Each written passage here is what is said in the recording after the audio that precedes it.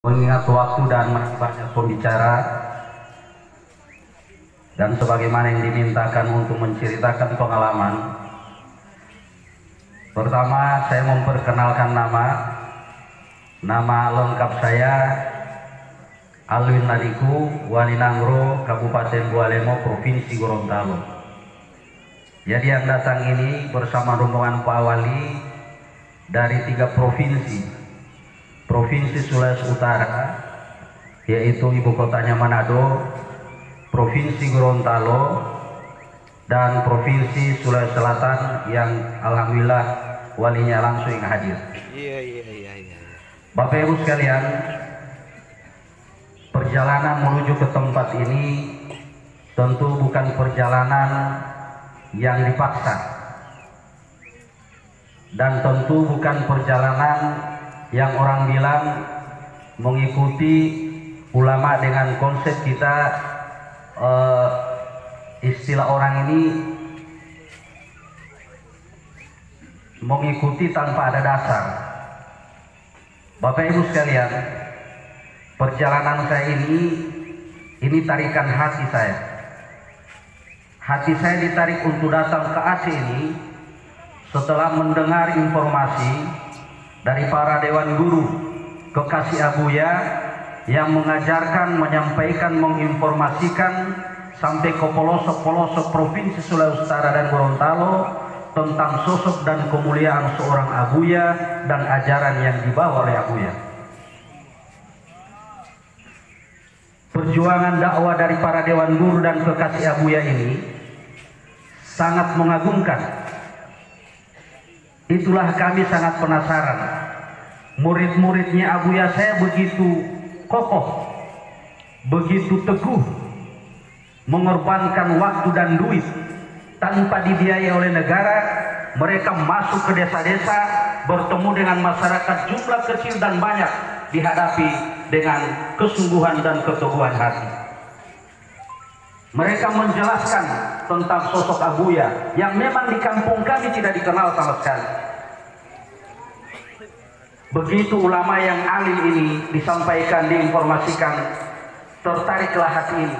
Bukan hanya untuk datang, tapi memegang kendali dan diamanatkan menjadi seorang wali Nangro, yang nama pun ini sangat aneh di kampung saya. Wali Nangro. Nangro orang tidak tahu. Kalau wali orang tahu, pasti orang alim. Alim Nadiku, alimnya dari mana? 10 tahun anggota DPRD, beragamanya tidak jelas. Mohon maaf ini anggota DPR yang hadir ya. Untuk saya, anggota DPR itu khusus saya ini ya, dan teman-teman yang lain. Kalau tidak semua, kalau Wali Nangro Jakarta bilang dari 10 orang ada 1 yang baik, itu pun belum tentu kebaikan. Jadi mohon maaf, ini di daerah saya bukan di sini. Kalau di Aceh ini terasa sekali suasana agamanya. Di mana-mana dilaksanakan kegiatan, orang menggaji, suaranya bagus-bagus. Itu ciri dari daerah memang sukses kegiatan keagamaannya. Saya lanjut Bapak Ibu sekalian. Jadi diberikan pemahaman kami oleh guru-guru kami ini tentang tauhid tasawuf. Yang di kampung saya tauhid tasawuf ini pun ilmu yang dianggap ilmu hanya oleh orang-orang tertentu yang bisa mengamalkan ini, dan siapa orang yang berani mengamalkan dan belajar ini jadinya pasti gila. Itu hanya diamalkan oleh orang-orang tertentu dan diklaim oleh orang-orang tertentu, hanya amalan orang-orang hebat dan yang mempunyai pengetahuan keagamaan yang tinggi. Ternyata singkat cerita Bapak Ibu sekalian, begitu Bapak Buya Walid Ahmad tahu, Tengku Ansari Abasi, Tengku Muslim Longkot, Wali Jakarta memberikan pemahaman tentang tauhid tasawuf ini Bapak Ibu sekalian, begitu mudahnya kita menerima, seolah-olah air yang mengalir Bapak Ibu sekalian, seolah-olah kita minum air. Begitu gampangnya memahami ilmu tauhid tasawuf ini yang dibawa oleh Abuya Syekh Haji Amran Wali Al-Kamil. Inilah yang membuat orang lain, mungkin ulama-ulama lain, merasa iri. Kok ilmu ini begitu bebas diajarkan? Kok ilmu ini bisa begitu diterima oleh masyarakat? Karena memang orang yang menyampaikan ini yang punya ilmunya. orang yang punya kapasitas, orang yang mulia, sehingga orang yang mendengar bisa menerima dan sangat memahami ini ilmu.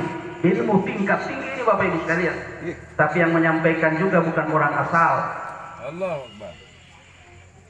Olehnya Bapak Ibu sekalian, memahami, mengerti ilmu ini, penasaran siapa ini Abu yang sebenarnya. Dari Gorontalo, saya tinggal dengan ibu saya di rumah. Yang jaga ibu saya itu sakit, sehingga tinggal saya dengan ibu. Pertarungan antara kasih sayang kepada ibu dan rindu kepada Abuya. Bapak Ibu sekalian, saya alhamdulillah mendapatkan rezeki. Kebetulan tiket memang sampai ke Aceh ini ya hampir-hampir 10 juta. Saya pamit sama ibu, saya minta izin, alhamdulillah diizinkan oleh ibu. Kebetulan di posko saya itu sudah ada foto Abuya, ya sudah ada foto posko MPTT, dan posko itu ada SK Kementerian Hukum dan HAM, dan juga di situ ada fatwa MUI Provinsi Gorontalo mengakui keberadaan MPTT ini. Kalau MUI di Gorontalo sudah mengakui, saya pasang di posko saya besar-besar, supaya kalau ada yang komplain, ya lihat itu MUI saja mengakui, apalagi kalian yang tidak punya ilmu. Ya. Dari aspek pemerintahannya, Kementerian Hukum dan HAM sudah mengakui juga Bapak Ibu sekalian. Negara Republik Indonesia ini, kalau satu daerah sudah mengakui, pertanyaan daerah yang tidak mengakui itu ada apa? Ya. Jadi alhamdulillah kami bisa berangkat Bapak Ibu sekalian. Tapi sebelum berangkat ke tempat ini, Dewan Guru Walid Ahmad Datau singkat saja, ini sudah banyak menyampaikan, bahkan memberikan contoh-contoh tauladan yang baik. Figur seorang Abuya itu seperti apa. Kami datang ke pondoknya di Likupang. Luar biasa Bapak Ibu sekalian.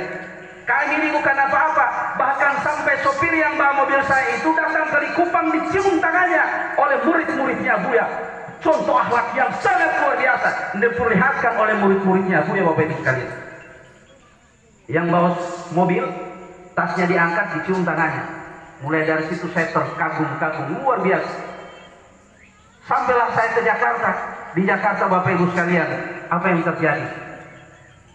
Seorang yang sangat kami kagumi, orang yang tersayang dan disayang oleh Abuya, ternyata sudah menunggu kami di Jakarta Bapak Ibu sekalian.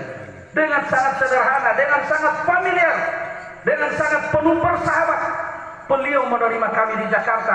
Harus sampai tengah malam kami dicari di Emperan Hotel untuk menyampaikan tentang ajaran Tauhid Tasawuf bersama murid-murid beliau.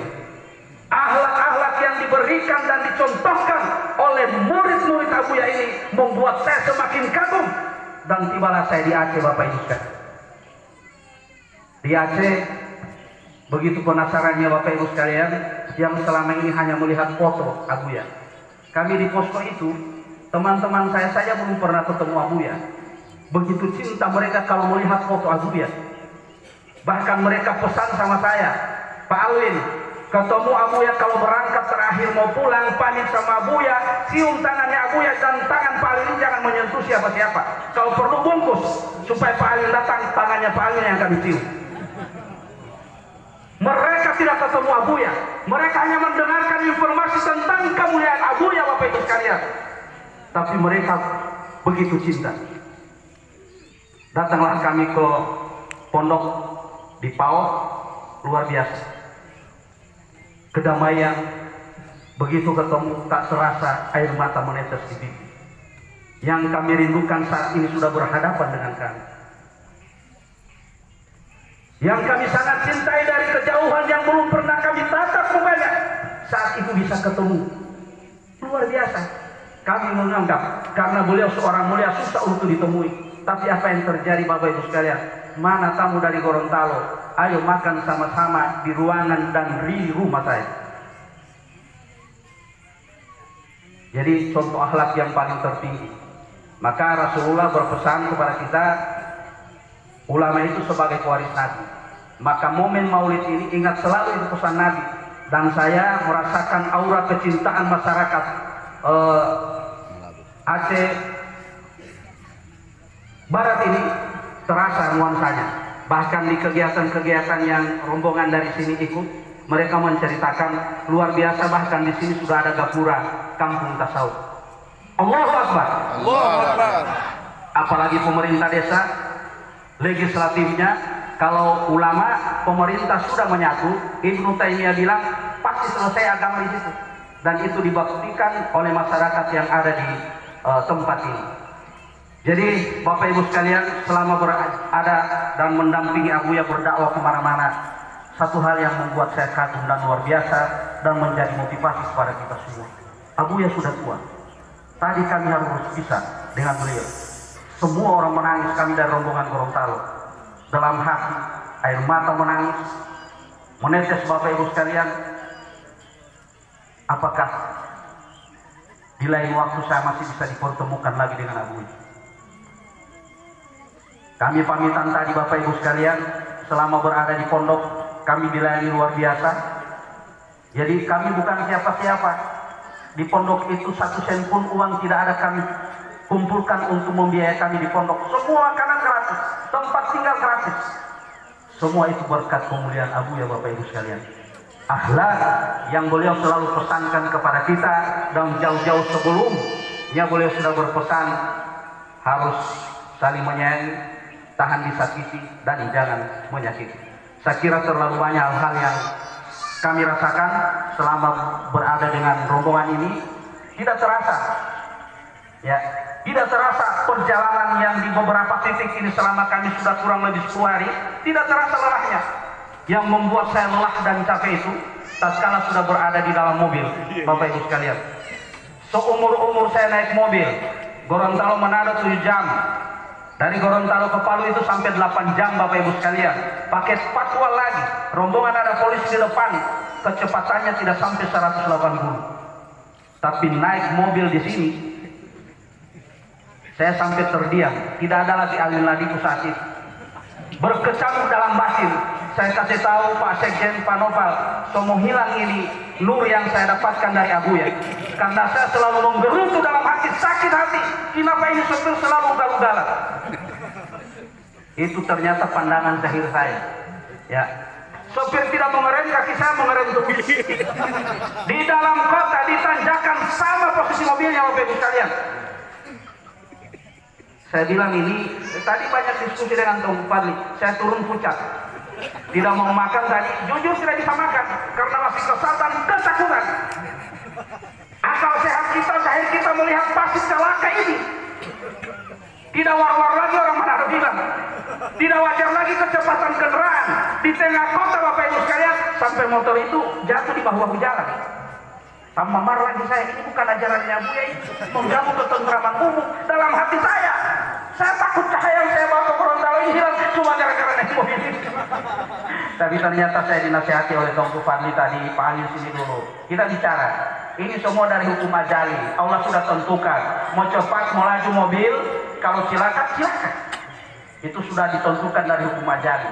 Tapi saya masih penasaran, saya masih mau gali lagi ini hukum ajali. Ya, karena jahil saya belum bisa menerima. Saya bilang Tongku Fadli, dimensinya para dewan guru ini, kebetulan di depan itu Tongku guru kami Walid Ahmad Datau, pasti beliau orang yang sudah dekat dengan Abuya. Saya bilang beliau tenang karena dimensinya beliau beda dengan saya. Dimensi beliau itu luas, melihat jalan ini seolah-olah tidak ada apa-apa. Kalau saya melihat jalan masih sempit, ada kendaraan kiri kanan, sehingga saya ketakutan.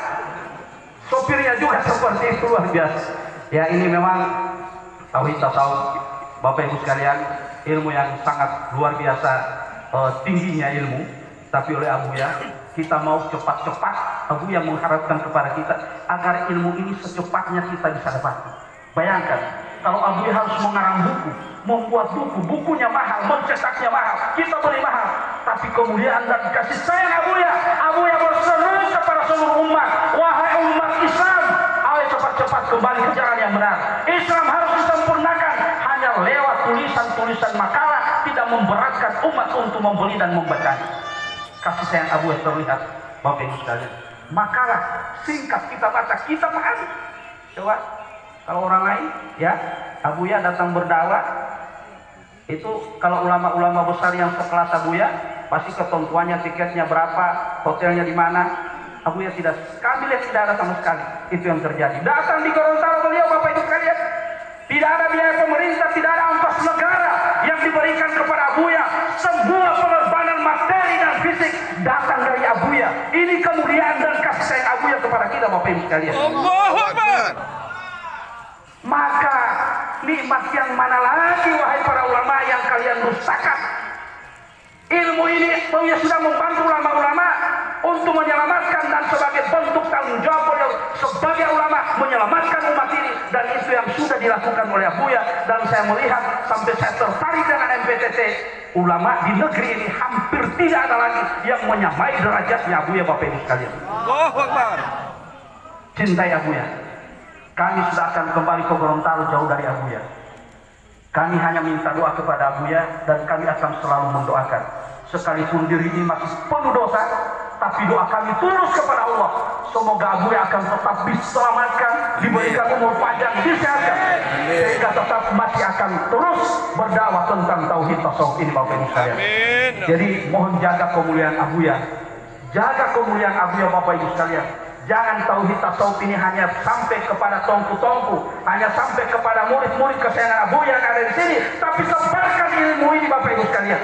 Jangan mengamalkan ilmu ini hanya sendiri, sebarkan, bisikan kepada tetangga, keluarga, dan masyarakat, supaya beban Buya sebagai pertanggungjawaban Buya sebagai seorang ulama besar benar-benar akan kita bisa bantu dengan mendakwakan ilmu ini. Dan itu yang kami lakukan, Bapak Ibu sekalian. Wali Jakarta menyampaikan kepada saya, Pak Ali luar biasa. Rumahnya Pak Ali biasa-biasa, tapi poskonya Pak Ali luar biasa. Ya, itu pengakuan dari beliau, dan beliau bilang sampaikan itu supaya motivasi pada orang lain. Ya, saya membangun posko sebagai pusat dakwah kami di sana. Dan alhamdulillah kami melakukan kegiatan zikir setiap maghrib dan subuh yang tadinya tidak pernah ada, dan kami tidak lakukan sembunyi-sembunyi pakai pengeras suara yang di atas menara. Nah, kenapa sembunyi-sembunyi kalau ke menara? Pakai suara organ, menyanyi-menyanyi, tidak takut. Setiap maghrib dan subuh pakai pengeras suara, Bapak Ibu sekalian, untuk menyiarkan siar-siar zikir ratib seribe di Nusantara ini. Insya Allah, saya kira ini yang dapat saya sampaikan sebagai motivasi kepada kita semua. Anda semua di sini tidak sendiri. Kami dari Sulawesi, dari Manado, dari Makassar masih sangat mencintai dan akan selamanya mencintai Buya sampai titik darah penghabisan. Allah.